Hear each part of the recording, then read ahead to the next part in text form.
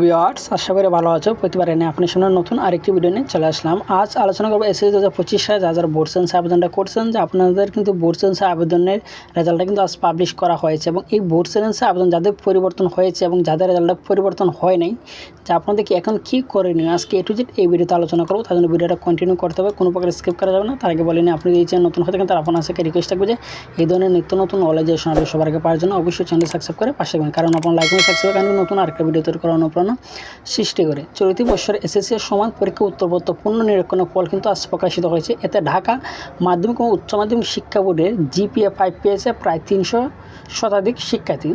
রবিবার 10 আগস্ট সকাল 10টায় পূর্ণ নিরীক্ষণের ফল প্রকাশিত হয়। ঢাকা বোর্ড জানিয়েছে যে 92,676 জন শিক্ষার্থী ফল পুনর্নিরীক্ষণে আবেদন করেছিল। তাদের মধ্যে কেউ এক বিষয়, কেউ বা 2 বিষয়, কেউ বা ততোধিক বিষয়ে আবেদন করেছে।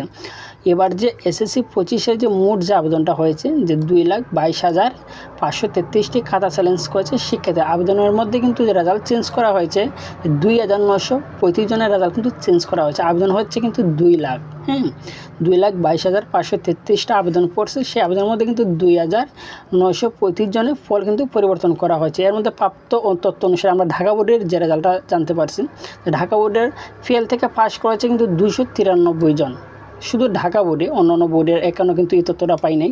এবং ফেল থেকে GPA 5 পেয়েছে কিন্তু 5 জন, এবং নতুন করে GPA 5 পেয়েছে 286 জন। কিন্তু এখন আপনাদের যাদের রেজাল্টটা চেঞ্জ হয়েছে, যে আপনারা কিন্তু এখন অনলাইন আবেদনের জন্য কিন্তু একটা সময় পাবেন, কলেজে অনলাইন আবেদনের একটা সময় পাবেন। এবং যাদের রেজাল্টটা মনে করেন চেঞ্জ হয় নাই, আপনাদেরকে কনফিডেন্স আছে যে আপনার রেজাল্টটা চেঞ্জ হবে, বা এখনও মনে করেন যে আপনাদের তাদের কিছু ভুল আছে, কিছু ভুলের কারণে হয়তো তারা আপনার রেজাল্টটা পাস দিয়ে নেয়, এই ধরনের যাদের কনফিডেন্স আছে আপনারা কিন্তু বোর্ড আবেদনটা করতে পারবেন। যদি বোর্ড আবেদনটা করেন তারা কিন্তু বুঝতে পারবেন যে তাদের ভুল না নাকি আপনাদের ভুল। আশা করি বুঝতে পারছেন। তারপর না বুঝে থাকেন অবশ্যই কমেন্ট করে জানাবেন। যদি ভিডিওটি ভালো লাগে তাহলে অবশ্যই লাইক দেবেন। আপনি এই চ্যানেল নতুন হয়ে থাকেন তার আপনার কাছে রিকোয়েস্ট থাকবে যে এই ধরনের নিত্য নতুন নলেজ আপনি সবাই পাওয়ার জন্য অবশ্যই চ্যানেল সাবস্ক্রাইব করে পাশে থাকবেন। ধন্যবাদ, দেখা হবে নতুন ভিডিওতে।